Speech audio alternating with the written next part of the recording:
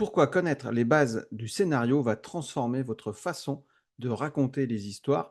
On va voir qu'il va falloir arrêter d'écrire à l'instinct et on va balayer un petit peu toutes les techniques qui existent pour construire une base de scénario. Et je vous présenterai d'ailleurs la nouvelle fiche histoire que vous allez pouvoir télécharger. Le lien sera sous la vidéo. C'est totalement offert. Elle est modernisée. Il y a tout ce qu'il faut pour construire une super histoire et une histoire qui va captiver vos lecteurs, que ce soit de la BD, du roman, du film, etc. On va prendre un petit peu ce qui se fait de façon universelle. Cette vidéo s'adresse plutôt aux débutants intermédiaires. Les scénaristes confirmés connaissent déjà ce dont je vais parler.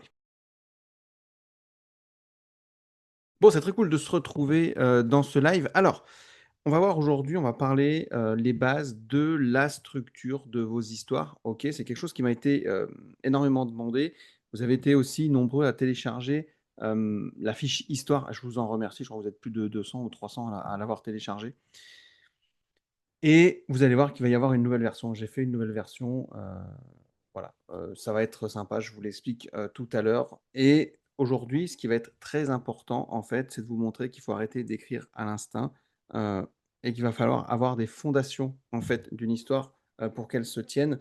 La structure narrative, vraiment, je vous assure, c'est votre meilleur allié pour créer des, histoires inoubliables. On a vu, la dernière fois la partie sur les personnages. Et là, on va parler de, l'histoire. Alors, évidemment, comme d'habitude, je prendrai vos questions. Je fais un petit peu d'introduction, je parle un petit peu et ensuite je vous laisse évidemment la parole. Alors déjà en introduction, ce qu'il faut savoir, c'est qu'une bonne idée, ça ne suffit pas. Avoir une idée, même si c'est une belle idée, ça ne suffit pas. Il peut y avoir un personnage qui vous obsède depuis, des semaines, OK? Il peut y avoir un univers que vous construisez mentalement, depuis des mois. Vous imaginez même peut-être une scène d'ouverture et cetera. Vous avez envie, ça vous donne des frissons, vous avez envie de l'imaginer, vous avez envie de l'écrire. Que ce soit je parle vraiment là, on est sur de la BD, sur du roman, sur du film, peu importe. Je vais prendre quelque chose de vraiment universel, et qui peut s'appliquer à n'importe quel, type ou média, pour raconter une histoire, hein. Et en fait, quand vous avez cette histoire en tête, quand vous avez vos personnages en tête, et ben, au moment d'écrire, il y a quelque chose qui peut coincer. L'histoire, ça part dans tous les sens. Les personnages, vous avez l'impression qu'ils sonnent creux. Moi, ça m'est arrivé notamment quand, j'ai créé ma 1re vraie BD, Neo Atomicus, le tome 1. Les personnages sont sympas, mais ils sont pas non plus développés de ouf. On verra comment, je vais faire. D'ailleurs, j'en profite, hein, j'ai le tome 2 et le tome 3 qui va très, très bientôt sortir, qui vont, pardon, très, très bientôt sortir. Donc en fait, si vous voulez, le lecteur, le spectateur, que ce soit un lecteur de bande dessinée, un lecteur de roman, un spectateur de film, il peut décrocher au bout de quelques minutes, au bout de quelques pages et ça, c'est embêtant et quelque part, c'est pas forcément un problème de talent, c'est simple pour moi en tout cas, c'est un problème de fondation. Les grandes histoires, heu, que ce soit, des romans, des films, des bandes dessinées, ne doivent pas leur puissance au hasard. La réussite, si vous voulez, ce qui est un peu «hasardeux» entre guillemets, on ne peut pas prévoir évidemment si un film va marcher, si une BD va marcher et cetera. Ça, c'est, la recette de ce succès-là, évidemment, on ne peut pas la savoir à l'avance parce que sinon, ce serait trop facile et tout le monde ferait ça. Mais par contre, elles ont toutes des points communs, c'est qu'elles reposent sur des structures narratives qui sont solides et c'est ce qu'on va voir aujourd'hui.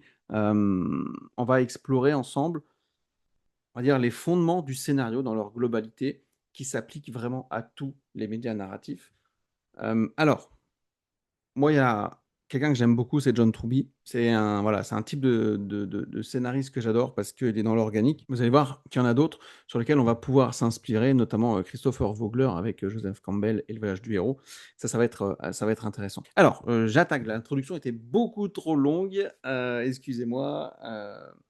Donc la narration universelle, c'est ce qui va unir la BD, le roman, le film et cetera.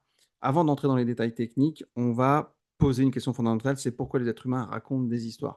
La dernière fois, j'ai donné une formation sur la prise de parole en public et en fait, c'est ça, c'est-à-dire que même quand on prend la parole en public, on raconte une histoire et on raconte une histoire et ça existe depuis la Grèce antique. Depuis aussi les peintures, qu'on voit sur, la grotte de Lascaux, par exemple. Jusqu'à maintenant, si on parle des séries de Netflix, on a toujours raconté des histoires. les sciences aujourd'hui, les neurosciences donnent une réponse plutôt partielle. Apparemment, quand on écoute une histoire, notre cerveau, il libère de l'ocytocine, c'est l'hormone de l'empathie, de la connexion sociale. Et quelque part, une histoire bien racontée nous fait littéralement ressentir ce que vit le personnage.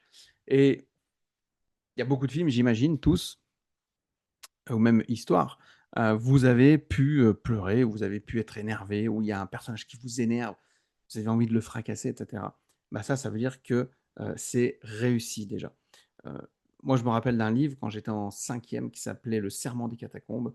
Je l'ai lu, c'est Odile Velers qui l'avait écrit. Et à la fin, je me rappelle, j'avais pleuré. Alors j'étais en cinquième, hein, j'étais jeune, mais j'avais pleuré parce que le, le personnage principal meurt. Et ça m'avait fait bizarre et je m'étais vraiment accroché. C'est pareil, j'ai été très ému à la fin de Braveheart, par exemple. Alors Titanic, c'était un peu différent. J'ai pas pleuré, mais je me suis tellement imaginé avec les gens, dans le bateau, parce que j'ai souvent pris des ferries dans ma vie et je me suis dit: «Putain, mais si j'avais été à leur place, comment ça se serait passé?» et cetera. Et donc voilà, une bonne histoire bien racontée, un bon bouquin, heu, peut vous faire vous attacher au personnage et ressentir cette empathie-là. Et c'est ce qui va, du coup, permettre aux spectateurs, aux lecteurs, d'engager des souvenirs, de coopérer avec votre histoire. Elle va vous transformer aussi, enfin, elle va transformer plutôt la personne qui regarde votre histoire. Je me rappelle aussi d'avoir lu Les Misérables de Victor Hugo, pour ceux qui ne savent pas. Super bouquin. Et pareil, je me mets à la place de Cosette. Voilà, c'est quand même, il y a une mécanique émotionnelle là-dedans, heu et qu'on retrouve en fait dans tous les, bons films, les bonnes séries et cetera. Ce qui va varier évidemment, entre chaque type de médias, chaque type de film, de roman, de BD, c'est la grammaire propre évidemment à chaque forme. La planche, et la case, en BD, le chapitre, le rythme, de la prose en roman, la scène, le montage au cinéma. Mais même s'il y a des grammaires différentes, on retrouve toujours les mêmes piliers, un personnage, un désir, un obstacle, une transformation. Ça, c'est, les piliers, dont on va parler, juste maintenant. Et je vous invite d'ailleurs à écouter tous les interviews que fait Alexandre Astier là-dessus. Moi, je trouve que c'est, Alexandre Astier, pour ceux qui ne connaissent pas, c'est ceux qui avaient Camelot. Enfin, je pense que vous connaissez si vous êtes dans le monde artistique. Heu, c'est incroyable. Alors, le premier pilier, il y a le personnage. Le personnage, en fait, c'est l'âme de toute l'histoire. C'est pour ça que je vous ai refait faire cette fiche personnage, parce que, s'il y a pas de personnage, si les personnages ne sont pas forts, alors vous allez galérer. Parce que en fait, toutes les grandes théories, narratives, tous les grands auteurs convergent sur un point: sans personnage fort, il y a pas d'histoire. Il y a peut-être une situation, il y a une atmosphère, il y a une idée évidemment, mais il y a pas d'histoire. Et en fait, ce personnage-là, comme c'est l'âme de toute l'histoire, il est confronté à 2 choses qui sont fondamentales: le désir et le besoin. Et c'est pas la même chose, il y a une nuance entre les 2. Et ça, c'est Robert McKee, dans son ouvrage qui s'appelle Story, qui est sorti en 97, si je dis pas de bêtises. Il me semble 97 ou 98, à vérifier. Il distingue donc ces 2 niveaux-là, ce que le héros veut et ce dont il a besoin. Le désir, c'est quoi? C'est l'objectif qui est conscient, et déclaré du personnage. C'est ce qu'il poursuit en fait activement tout au long de l'histoire. C'est une sorte de quête. Si on parle d'Indiana Jones, par exemple, il veut récupérer le Graal ou l'Arche, etc., etc. Frodon, il veut détruire l'anneau. Astérix, il veut résister à l'occupant romain, etc., etc. Ça, c'est le désir. Et il y a le besoin qui est plus profond, qui est souvent, on va dire, inconscient, en fait. Et c'est ce qui manque au personnage pour être vraiment en paix avec lui-même. C'est ce dont il a besoin, mais c'est pas toujours ce qu'il désire. Et c'est précisément, justement, cette tension entre les deux qui crée la profondeur d'un personnage. Et moi, je vous invite vraiment à vous poser des questions, à mettre à la place du personnage en disant, OK, quel est son besoin? Posez-lui des questions ouvertes, etc. Comme si vous étiez un petit peu son journaliste qui interviewe le, le personnage. Après, il y a la partie mensonge et vérité. Le concept du mensonge, c'est ce que croit le personnage au début de l'histoire. Donc, ce mensonge, en fait, c'est la croyance fausse qu'il a construite sur lui-même ou sur le monde, et souvent à cause des blessures du passé. Ok, c'est une sorte de croyance, si vous voulez. Et la vérité, c'est ce qu'il devra accepter pour se transformer. Et du coup, il y a un arc narratif du personnage qui est le chemin qui le mène du mensonge vers la vérité. Je ne sais pas si vous avez vu le film Ratatouille. Il y a Rémi qui croit qu'il doit cacher qui il est pour être accepté, par exemple. En fait, la vérité qu'il découvrira, c'est que tout le monde peut cuisiner et surtout qu'il peut être pleinement lui-même. Ok. Et ensuite, le héros, il doit avoir, le personnage, une blessure fondatrice. C'est hyper important. Il doit y avoir une sorte de fantôme qui vient le hanter bien qu'avant l'histoire commence. C'est un peu l'événement passé qui va expliquer le mensonge et qui va, on va dire, euh, rendre chaque décision du protagoniste plutôt crédible. Et très souvent, bah, c'est révélé au lecteur au moment le plus tragique du récit. Voilà. Truby, lui, John Truby, c'est vraiment un scénariste d'Hollywood que moi j'adore. Il ajoute une dimension, je trouve que beaucoup d'auteurs débutants oublient, c'est le besoin moral. Au-delà du besoin psychologique, ce que le personnage donc il doit guérir en lui, il y a ce besoin moral, c'est-à-dire que le personnage en fait, il doit changer dans sa façon de traiter les autres. Et un personnage qui n'a qu'un arc, on va dire psychologique, reste sympathique, mais un personnage qui a un acte, qui a un arc, pardon, moral, devient inoubliable selon Trump. Et c'est vrai que une série que j'adorais, c'est Les Sopranos. Tony, donc soprano, il souffre pas seulement de dépression, il blesse ceux qu'il aime à cause de son incapacité à être vulnérable. Moi, j'ai par exemple adoré, j'adore Les Feux de l'amour. Victor Newman, il est un peu comme Tony Soprano. C'est son besoin moral qui est non résolu, en fait, qui fait de lui que c'est un des personnages les plus fascinants de l'histoire de la télé, par exemple. Et Victor Newman, c'est pareil, il peut être aussi détesté, il peut être haï, parce que il y a son incapacité à se rendre vulnérable. Ok. Et donc après, il y a toute la partie de la cohérence du personnage dans l'histoire. C'est-à-dire, c'est le personnage doit être crédible, il doit se comporter de façon logique par rapport à son histoire personnelle. Par rapport à ses peurs, par rapport à ses valeurs. Tout ça, vous devez le développer et la fiche histoire vous permet de le faire. La fiche personnage, pardon, vous permet de le faire. Donc, dans une histoire qui est bien construite, chaque personnage secondaire également représente une réponse différente à la même question morale en fait centrale. Et du coup, ben, ça forme quelque part un système. Ok, je me rappelle quand j'étais très jeune, j'avais créé une histoire de deux jeunes tennisman qui est jamais sortie hein, d'ailleurs. Et il y en a un qui travaillait comme un ouf et tout, qui avait pas forcément les résultats, et l'autre qui allait un peu au talent, qui avait ça et qui avait des résultats. Sauf qu'à un moment donné, les courbes se croisent, et c'est-à-dire que celui qui bossait pas trop, qui avait du talent, en fait, à un moment, devient moins bon que celui qui travaille comme un acharné, etc. Vous voyez, il y avait une sorte de miroir entre les deux, mais miroir opposé. Et donc, il y avait un personnage qui représentait le boulot et tout, l'autre qui représente un peu la dilettante, le talent. Et donc, à un moment donné, le message était de bah, il faut quand même cravacher, même si on a du talent, ça se travaille, etc. Euh, D'ailleurs, dans Batman, le Joker et Batman représentent tous les deux, des réponses différentes à la question jusqu'où on peut aller pour imposer sa justice. C'est pas un hasard. Tout ça, c'est une construction, en fait. Donc voilà, j'en ai terminé ici là sur le personnage. C'est un petit peu long, mais je pense que c'est important à comprendre. Est-ce que vous avez des questions par rapport au personnage avant que je passe à la structure de l'histoire? Et vous aussi, d'ailleurs, si vous avez des questions, n'hésitez pas à les mettre en commentaire dans la vidéo YouTube. Alors, la structure, c'est pour moi l'architecture indispensable de votre récit. C'est le concept aussi qui est le plus mal compris par les auteurs débutants, et j'ai fait aussi des erreurs, et j'en fais encore hein, des erreurs. Je ne suis pas non plus un grand auteur confirmé, qu'on se le dise, hein. On fait toujours des erreurs, et puis c'est voilà, je ne suis pas non plus une star. Donc, ça m'arrive d'en faire. Ce que je vais vous donner là, c'est la théorie, ce que moi j'ai remarqué, c'est mon expérience évidemment. Pour moi, beaucoup d'auteurs perçoivent la structure de l'histoire comme une contrainte et ils imaginent que ça étouffe un peu la créativité. Je ne suis pas d'accord avec ça. Je pense que c'est l'inverse. La structure, en fait, pour moi, elle permet à l'histoire de rester debout, de respirer, de surprendre au bon moment, en fait, et d'émouvoir au bon endroit, à mon avis. Pour moi, il y a la base de base, c'est les trois actes. Ok. La structure en trois actes, c'est la plus ancienne, c'est la plus universelle. Elle remonte à la Grèce antique avec Aristote. Introduction, développement, dénouement.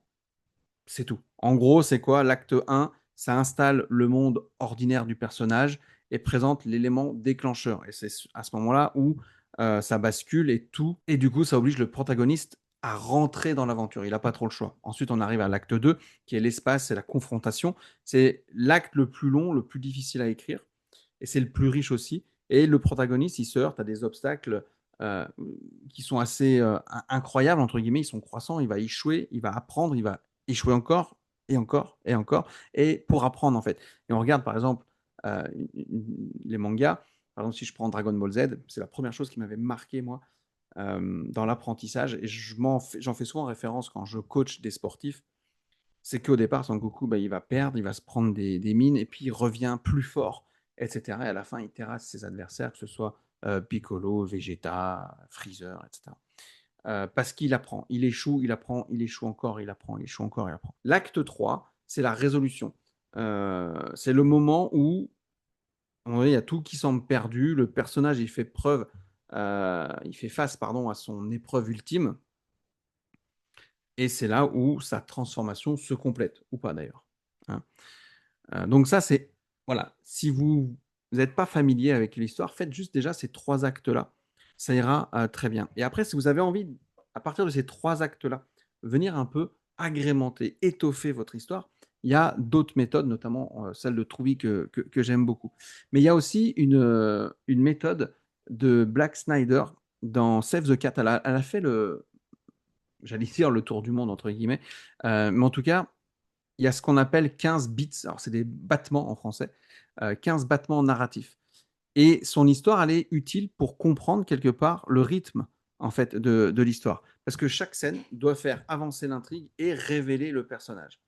Et donc, il y a 15 façons, une sorte de 15 étapes de son histoire. Je ne vais pas les détailler ici, hein, vous pourrez aller regarder. Ça s'appelle Blake Snyder. C'est Save the Cat. Ça date de 2005, si je dis. Oui, 2005 jours. Donc, en fait, son concept, c'est quoi? C'est qui veut quoi, contre quoi, pourquoi. Et si vous ne pouvez pas, en fait, formuler votre histoire en une phrase, c'est qu'elle n'est pas encore assez claire dans votre esprit. OK? C'est OK pour vous, là, pour l'instant, là, les 3 actes et les 15 battements. Alors, je développe pas ici, je ferai peut-être quelque chose de spécifique là-dessus sur les 15 battements. Ensuite, il y a le fameux voyage du héros. Alors, c'est Joseph Campbell. En fait, Joseph Campbell, qui est un anthropologue, qui a écrit le monomythe, donc le voyage du héros, qui décrit 12 étapes, donc un cycle universel. Et c'est Vogler, en fait, Christopher Vogler, qui l'a adapté pour les scénaristes. Monde ordinaire, appel à l'aventure, refus de l'appel, rencontre avec le mentor, franchissement du premier seuil, épreuve, grotte profonde, épreuve suprême, récompense, chemin du retour, résurrection, retour vers l'élixir. C'est les 12 étapes. Ces étapes, ce n'est pas forcément une formule rigide, évidemment, elles peuvent être systémiques, organiques, et elles décrivent un mouvement en fait intérieur autant qu'extérieur.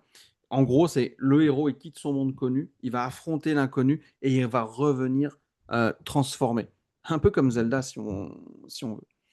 Et là, je vais vous parler de Troubi, des 22 étapes de Troubi, qui est une approche totalement organique. Il propose en fait, Troubi, une vision plus exigeante. Pour lui, la structure ne doit pas être plaquée sur l'histoire de l'extérieur, elle doit émerger de l'intérieur du personnage, de ses besoins et de ses contradictions, et c'est là-dessus où je suis assez d'accord avec lui. Ce pas forcément des cases à cocher, si vous voulez. Ce sont simplement des moments de révélation qui, quelque part, naissent naturellement quand le personnage, en fait, il est suffisamment bien construit. Donc, il y a la faiblesse, les besoins initiaux, le plan, le plan, la tactique, en fait, du protagoniste face à l'adversaire. Il y a les révélations qui vont être progressives, qui vont changer aussi la compréhension de l'histoire. Il y a les crises un peu existentielles, les crises morales. Il y a les révélations aussi. Donc voilà. Et à la fin, il y a ce qu'on appelle un nouvel équilibre. C'est un peu le retour transformé. Et en fait, Troubi, ce qu'il dit, c'est que l'idée, c'est que l'adversaire n'est pas simplement un obstacle au personnage, c'est le miroir sombre du héros, en fait. Et très souvent, on voit que c'est ça. Ils partagent très souvent le même désir, d'accord? Mais ils ont des valeurs opposées par rapport à ça. Donc, je récapitule juste là. On a vu, il y a les 3 actes, il y a les battements narratifs avec Save the Cat, il y en a 15. Il y a le voyage du héros de Vogler et de Joseph Campbell, et il y a les 22 étapes de Truby. On les développe pas évidemment ici, c'est pas l'idée, mais c'est simplement pour vous dire qu'en fait, il n'y a pas qu'une façon de raconter des histoires, mais par contre, on retrouve des socles communs, notamment la base qui est les trois actes, d'accord, l'introduction, le développement, le dénouement, et ensuite il y a des éléments déclencheurs, des obstacles, des affrontements, des trucs qui échouent et on apprend et on échoue encore, et cetera, jusqu'à arriver à la fin. Vous l'aurez compris. Donc après, amusez-vous à étoffer votre histoire en fonction, là, par exemple, de ce que je vous ai donné avec Trouby, avec Vogler. Prenez ce qui vous intéresse et vous allez le voir dans la fiche histoire. Vous allez pouvoir faire ce que vous avez envie. Quatrième chose, très important, c'est l'univers. Le monde, en fait, qui va donner du sens à votre histoire. Une histoire ne se déroule pas dans le vide, elle s'inscrit dans un univers avec ses propres règles, sa propre ambiance, ses propres tensions sociales et politiques. Et cet univers, c'est pas un décor, ok. Quelque part, c'est comme un personnage à part entière. En tout cas, moi, c'est comme ça que je le conçois. Euh, Longtemps, j'ai refusé d'inventer des mondes parce que je trouvais ça trop galère, etc. Et à un moment donné, j'ai écouté Alexandre Astier, il y a pas très longtemps, et ça m'a fait changer du coup d'avis. Il prenait des bouquins un peu de jeux de rôle, donc des bouquins épais comme ça, qui racontaient toute l'histoire. En fait, c'est comme si on avait le monde de Zelda, qu'est-ce qui se passe, la monnaie, comment ça se passe, les territoires, et cetera, qui sont les gentils, qui sont les méchants, qui dominent, machin. Et il s'inspirait de ça, justement, pour créer ces univers. Et c'est vrai que c'est une super idée, parce que par exemple, moi, j'ai créé totalement le monde des Neonatomicus, mais je ne l'ai jamais développé. Jamais développé parce que ça me faisait chier. Et un jour, je me dis, si cette série, elle perdure, je vais peut-être devoir commencer euh, à créer un vrai monde autour de ces personnages-là. Et c'est ça qui va être intéressant. Quand on fait évoluer nos personnages dans des trucs post-apocalyptiques, quand on fait dans la science-fiction, ou alors quand on fait dans le monde d'aujourd'hui, il faut toujours avoir en tête ces détails-là. Surtout si l'univers dans lequel vous faites évoluer vos personnages euh, est important. Dans Star Wars, par exemple, c'est un univers qui est super important. Dans Avatar, c'est la même chose. Alors, il y a des règles du monde. Il va falloir que vous écrivez les règles qui définissent ce qui est possible, ce qui ne l'est pas, créer des contraintes intérieures à l'intérieur, pardon, desquelles ben, vos personnages, en fait, ils vont évoluer. Si on prend Harry Potter, voilà, il y a tout un monde qui a été créé. Ok, il y a la magie, elle va suivre des règles précises. Elle a un cours, elle a des limites. C'est pas un hasard, etc. Bref, il y a tout un monde qui est créé. Seigneur des Anneaux, pareil, la même chose. Il faut qu'il y ait une ambiance visuelle et sensorielle, très important. Que ce soit en BD, peu importe, il faut qu'il y ait une atmosphère. Il faut qu'on ressente l'atmosphère. Évidemment, on peut la ressentir dans le roman, on peut la sentir aussi dans la BD, dans les films, évidemment. Et en plus, l'atmosphère dans les films, il y a la musique qui vient là-dessus. Donc voilà, c'est hyper important. Il faut aussi qu'il y ait la société et qu'il y ait des tensions dans la société. Il faut qu'on s'en rende compte. Les meilleures histoires, elles s'inscrivent dans un contexte en général social qui va amplifier le conflit personnel du protagoniste. Si on reprend Les Misérables, la misère sociale, c'est pas un contexte. C'est l'antagoniste principal, en fait, si vous voyez. Ok. Et si un univers, vous le construisez bien, si vous allez vraiment au fond des choses, je pense que ça peut être un super euh, personnage. Ça va créer des systèmes de tension, des hiérarchies, des règles qui vont mettre la pression en fait sur vos personnages. Et ça va permettre de les révéler, vos personnages. C'est ça qui va être intéressant. Cinquième chose, il y a le conflit. Le conflit, c'est le moteur de toute narration. S'il n'y a pas de conflit, c'est la mort. Donc, il faut absolument qu'il y ait un conflit. Il peut y avoir un conflit intérieur, un conflit personnel, pardon, un conflit extra-personnel aussi. Donc, c'est-à-dire le personnage contre une institution, contre la société, contre la nature, etc., etc. Le conflit interpersonnel, c'est le personnage contre un autre personnage, ok, sauf même un rival ou quelqu'un qu'il aime, etc. Il y a le conflit intérieur, c'est le personnage contre lui-même, ok, ses contradictions, ses peurs, etc. Et donc, c'est ça qui va être important. Après, vous devez avoir un antagoniste aussi. L'antagoniste, c'est souvent le personnage qui est le plus mal compris par les auteurs débutants. On a tendance juste à en faire un simple méchant sans nuance. Mais en fait, moi, je me rends compte qu'il y a des personnages, des antagonistes que je déteste, que tu as envie de... Oh, tellement ils t'énervent en fait. Et ça, c'est génial. Hem, c'est pas forcément le mal. Alors, il peut y avoir le mal. Le mal aussi, tu as envie de lui donner des claques et cetera. Mais il y en a qui peuvent faire des choix différents, même avec un même désir, mais avec des valeurs opposées. C'est ça qui est intéressant. Et après, il y a l'enjeu. L'enjeu, qu'est-ce que c'est vraiment? Pour que le conflit, il nous touche, il faut qu'il y ait un enjeu qui soit clair, suffisamment important pour qu'en fait, on se dise: «OK, j'ai envie de savoir ce qui va se passer». Alors, l'enjeu le plus puissant, c'est pas forcément toujours le plus spectaculaire. On n'est pas forcément obligé de sauver le monde, et cetera, et cetera. Ensuite, je vais passer très rapidement, ça peut être intéressant pour vous, ce qu'on appelle les thèmes et les sous-textes. C'est ce qui reste en fait quand on termine l'histoire. On dit qu'une bonne histoire, elle se lit sur 2 niveaux. Le niveau littéral, donc ce qui arrive, et le niveau thématique, ce que ça signifie. Le thème, c'est la question centrale que pose l'histoire. C'est pas la morale, pas le message, c'est la question. Les meilleures histoires ne donnent pas forcément de réponse définitive. Elles posent une question et laissent le lecteur quelque part ou le spectateur y répondre lui-même. Ok. Le sous-texte, lui, c'est ce qui se passe entre lignes, ce que les personnages ne disent pas, ce que la mise en scène révèle sans l'énoncer.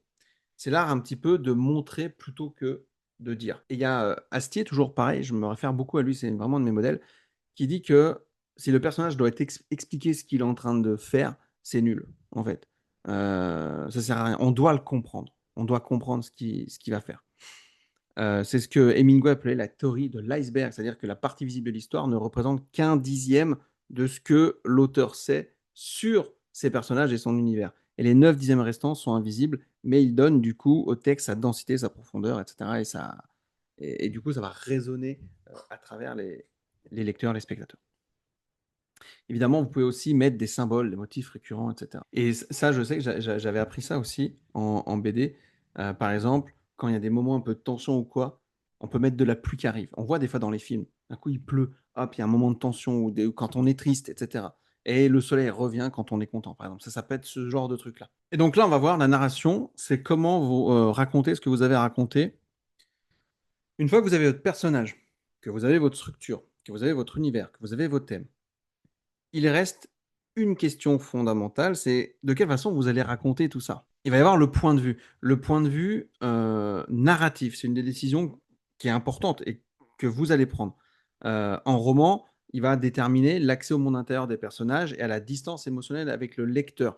En BD, le point de vue, il est aussi visuel, par exemple. Le cadrage de chaque case, l'angle de vue, le plan choisi, un gros plan sur le visage, ça va créer une intimité, un truc plus large et ça va isoler le personnage dans un espace, et cetera, et cetera. Ça, ce sont des choix qui sont narratifs autant qu'esthétiques. Et au cinéma, évidemment, il y a la caméra qui est quelque part un narrateur, mais qui dit rien, qui est silencieux. Mais elle va choisir de montrer, de comment elle va cadrer, de combien de temps elle s'attarde sur le détail. Tout ça, ça se raconte en fait. OK? Si vous voulez pas à chaque fois que vos personnages expliquent ce qui se passe. Il y a tout un univers et moi ce que j'adore dans la BD notamment, c'est qu'on retrouve aussi, ce qu'on au cinéma, le cadrage, la composition, c'est ça qui m'intéresse. Il y a aussi ce que vous allez devoir faire quand vous racontez votre histoire, c'est la temporalité. Est-ce que vous racontez une histoire de façon linéaire? OK? Ou est-ce que vous utilisez des flashbacks? Ou alors est-ce que vous avez, une ouverture, ça arrive au plein milieu de l'action? Et puis ensuite, vous déroulez votre histoire, pourquoi on en est là, et cetera, et cetera. Ça arrive pas mal de fois aussi. C'est sympa. Est-ce que vous allez raconter aussi une histoire à rebours, qui va permettre de désorienter aussi le spectateur? Tout ça, ça va être, intéressant. La temporalité, en fait, c'est une décision narrative qui doit servir le sens de l'histoire. Et moi, je me rappelle, j'avais essayé de faire des flashbacks en BD. C'est pas facile, et du coup, les flashbacks, on les fait très souvent, par exemple, admettons, l'histoire elle est en couleur, d'accord? Et on va faire le flashback en noir et blanc ou en sépia ou quelque chose comme ça, pour que le lecteur comprenne encore plus facilement que c'est un flashback. Voilà, sur un film, c'est un peu pareil. On voit ce genre de choses-là. Et ensuite, il y a la voix narrative. La voix narrative, notamment en roman, c'est la voix qui va distinguer un texte qui va être, on va dire basique, d'une œuvre «mémorable» entre guillemets. C'est le style en fait, si vous voulez, c'est la personnalité qui transparaît derrière vos mots, tout simplement, le rythme des phrases, le choix du vocabulaire, la façon d'observer et c'est pareil en BD, dans les films, c'est les dialogues si vous voulez, et développer vraiment sa voix narrative, ça prend du temps aussi. Voilà, donc c'est sa force de lire, sa force de faire Les dialogues, c'est pareil. J'aime beaucoup, moi, la façon dont Astier a un rythme, par exemple, et je m'inspire beaucoup, j'essaie en tout cas de m'inspirer beaucoup de lui. J'aime aussi Jean Van Damme, c'est un autre style en termes de dialogue, et dans les films, c'est pareil. Donc bref, tout ça pour vous dire, si je récapitule un petit peu ce qu'on a vu aujourd'hui, vous allez pouvoir me poser des questions juste après.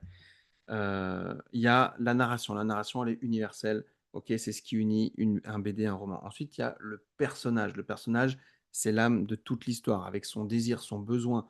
Il y a aussi sa blessure fondatrice, etc. Tout ça, vous allez retrouver dans la fiche histoire et dans la fiche personnage que vous avez déjà eu pour certains. Ensuite, il y a la structure. C'est l'architecture pardon, visuelle de votre récit. Et c'est ça qui va faire que votre histoire va tenir debout. Donc, on a vu, il y a les 3 axes, il y a les 15 battements de Save the Cat, il y a le voyage du héros, il y a également les 22 étapes de Troubi. Bref, tout ça, vous avez de quoi faire, en tout cas par rapport à ça, pour créer votre structure narrative. Ensuite, on a vu en 4 l'univers, le monde qui va donner un sens à votre histoire. Il faut qu'il soit crédible et qu'on le comprenne, que vous ayez vraiment pensé à tout, comme si vous étiez dans un mini-monde, en fait, qui existe pour de vrai. Et en 5, il y a le conflit. Trouver un vrai bon conflit, parce que c'est le moteur de toute narration. C'est hyper important, trouver un bon méchant aussi, et un bon enjeu. Ça, c'est très, très important. Et enfin, il y a le thème, les sous-textes. Donc voilà, c'est en gros le niveau littéral, qu'est-ce qui arrive, et le niveau thématique, qu'est-ce que ça signifie pour vous, ou avec des symboles aussi, et des motifs récurrents. On a vu la pluie quand il fait pas, quand l'histoire est triste, et puis quand l'histoire est contente, il fait beau, etc. Voilà, scène plutôt que l'histoire. Ok. Et enfin, il y a la narration, avec les différents points de vue que vous pouvez avoir, la temporalité, là, différentes voies narratives. Avant d'attaquer sur la fiche histoire et de vous montrer comment on s'en sert, est-ce que vous avez des questions? Je les prends, je vois que ça défile un petit peu dans le chat. N'hésitez, si je ne réponds pas, n'hésitez pas à remettre parce que je n'ai pas trop regardé ce qui se passait. J'espère que ça a été assez clair, en tout cas, jusqu'à maintenant. J'espère que ça a été assez clair pour vous aussi qui regardez sur YouTube. Vous pouvez aussi poser vos questions dans les commentaires. Donc, je vais vous montrer comment se passe la fiche histoire, comment l'utiliser. Donc là, normalement, vous avez eu accès à vos mails avec le mot de passe. Et vous aussi, vous pouvez télécharger dans les commentaires. Il y a le lien, c'est totalement offert, c'est totalement gratuit. Il y aura le mot de passe. Enfin, vous allez rentrer dans votre espace de formation pour la télécharger. Et ensuite, vous y aurez accès. Alors, voilà à quoi ça ressemble en fait. Donc, il y a 8 onglets thématiques, multi-histoires. On peut exporter en PDF aussi, c'est ça qui est très cool. Vous allez pouvoir donc créer une histoire ici. Vous voyez, il y a l'essence de l'histoire, le pitch en une phrase, le thème central, la promesse émotionnelle, problème moral. Donc là, on retrouve Troubi par exemple. Le genre, narratif, comédie, etc. Vous pouvez rajouter si vous avez envie autre chose. Ok. Le ton général, s'il est sombre, la genèse le genre de l'œuvre, pardon. SF, réaliste, policier, etc. Bref, je ne vais pas tout vous lire le format. Une fois que vous avez rempli ça, vous pouvez aller voir sur la structure. Donc, vous mettez le titre de l'histoire aussi, hein, j'ai oublié. La structure, il y a les 3 actes, les pivots clés, le type de fin, ce que le lecteur comprend à la fin, etc. Donc voilà, j'ai essayé vraiment de faire quelque chose d'intéressant pour vous. Vous allez pouvoir utiliser régulièrement. Vous allez également avoir l'univers, quelle époque c'est, les lieux principaux, l'ambiance visuelle, les règles du monde, etc. C'est toujours important, je parle des lieux là ici, d'avoir un lieu où vos personnages reviennent régulièrement. Ok. Si on regarde par exemple Beverly Hills, c'est le Pitch Pit. Si on regarde Hélène et les garçons, pour les plus vieux, c'est la cafette. Ok. Il y a toujours quelque chose comme ça où on revient, et notamment dans les feuilletons, par exemple là, dans Demain nous appartient, ça va être le Spoon. Voilà, c'est des lieux comme ça qui reviennent régulièrement. Donc très important de le faire. Les conflits, pareil. Vous avez vu, donc vous avez vraiment tout ça. Franchement, c'est très facile à utiliser, hein, mais au moins comme ça, vous avez votre histoire. Vous pouvez créer en complément avec la fiche personnage. Donc voilà, la force antagoniste, l'adversaire comme miroir, la révélation, les types de conflits, tac, tac, tac. Ok. Le thème aussi. Donc tout ça, normalement, ça va être censé vous aider à écrire votre histoire ou en tout cas à venir la compléter. Si vous avez déjà une histoire qui existe déjà, donc vous pouvez donc venir compléter, regarder ce qui se passe. Je trouve qu'elle est assez complète en vrai. Je ne veux pas me jeter des fleurs, mais je pense que vous allez pouvoir vraiment vous régaler à créer votre histoire. C'est beaucoup plus complet que ce que j'avais fait avant, beaucoup plus moderne aussi, beaucoup plus sympa à utiliser. Fil narratif secondaire, et cetera. Et puis j'ai fait un truc spécifique avec Troubi parce que c'est vraiment quelqu'un que j'aime bien. Donc voilà, on a fait, les 6 étapes les plus importantes. La crise, décision morale, le climax, l'attaque contre-attaque, les révélations, la fausse victoire, la fausse défaite, tout ça. Je trouve que c'est hyper intéressant. Voilà, donc vraiment, pensez à l'utiliser cette fiche. Ça va être votre carte un peu de navigation. La fiche, elle va reprendre les concepts fondamentaux qu'on a vus ensemble là, dans ce live. Et donc, je vous laisserai tout simplement le découvrir, hein. Je ne vais pas faire la lecture devant vous, ça ne sert strictement à rien. Mais vous l'avez compris, une bonne histoire, c'est jongler avec de nombreux éléments simultanément. C'est ça qui est important. Il n'y a pas qu'une façon de bien raconter des histoires, mais il y a des bases solides à respecter. Donc, le personnage, la structure, l'univers, les conflits, les thèmes, la narration. Voilà. Euh, et le fait d'avoir cette fiche histoire, ça va vous permettre de ne pas vous perdre, tout simplement. Voilà, je prends vos questions par rapport à la fiche personnage. Je prends vos questions ici aussi en commentaire. Voilà, j'espère que cette vidéo vous aura plu. J'espère qu'elle n'était pas trop confuse. En tout cas, il existe une idée reçue dans le monde de la création, c'est que la structure tue la créativité. C'est absolument pas vrai. Avoir une bonne structure en histoire, ça justement, ça donne de la créativité. Ça vous permet de ne rien oublier, ça vous permet d'avoir des réactions logiques de vos personnages qui sont après, derrière, crédibles et crédibles aussi dans le monde dans lequel il vit. Et c'est pour ça que c'est important de maîtriser tous les fondements narratifs d'une histoire. J'espère que cette vidéo, en tout cas, vous aura aidé. Moi, je vous dis à très bientôt. Ciao.